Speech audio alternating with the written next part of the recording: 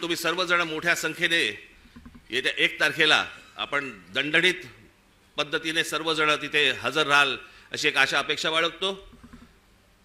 मगाशी म्हटल्याप्रमाणे तिकडे बसेस सगळं किती होऊ शकणार आहे मला माहिती नाहीये, कारण शक्य नाही होणार। त्याच्यामुळे मी स्वतः लोकलने येणार आहे।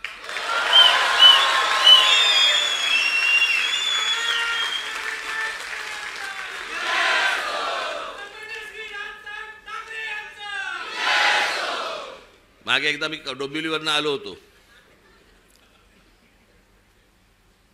जातानाच मला, मी खूप वर्ष झाली त्याला, बरेच वर्ष झाली त्याला, 3-3.5 तास लागले हो मला डोंबिवलीला पोहोचायला। गचा गचा गचा गचा गचा चालू आहे आपलं तिकडे त्या खड्ड्यामधनं, ट्रॅफिक जॅम, तो सगळा तो तुमचा शिळफाटा। तिथे पोहोचलं की तो शिळफाटा फाट्यावरच मारतो।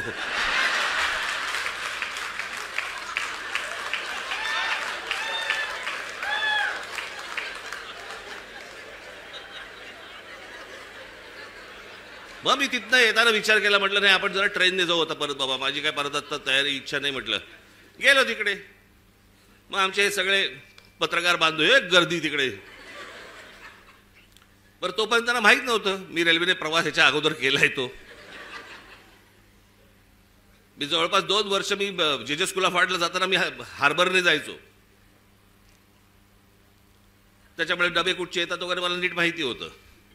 मी उभा होतो, गाडी हळू झाली, मी बघितलं लेडीज डबा, महिलांचा डबा होता। हे सगळेजण ताबाताबात होते, सगळे कॅमेरे बिमेरे पत्रकार सगळे। मी आपलं जाताना फक्त एवढंच केलं, हे सगळेजण त्या महिलांच्या डब्यात शिरले, मी मागच्या डब्यात शिरलो।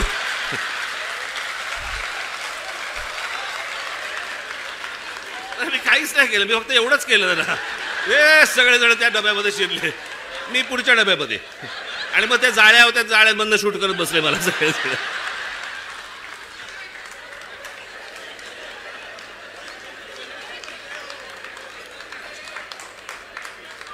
असो, तर मला काय सांगायचंय माझ्या पत्रकार बांधवांना समजलं असेल। 1 तारखेला विनाकारण गर्दी करू नका।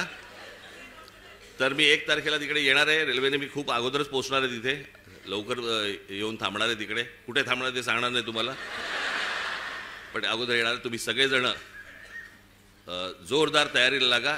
1 तारखेला तर या, पण त्याच्यानंतर प्रत्येकाला घराघरामध्ये जाऊन सर्व मतदारांना आपण भेटा, त्यांच्याशी बोला, मतदार यादीमधलं नाव सगळ्यांची चेक करा, आणि मग जेव्हा कधी निवडणुका होतील, जेव्हा कधी काय होतील, त्यावेळेला आपण निवडणुका लढू।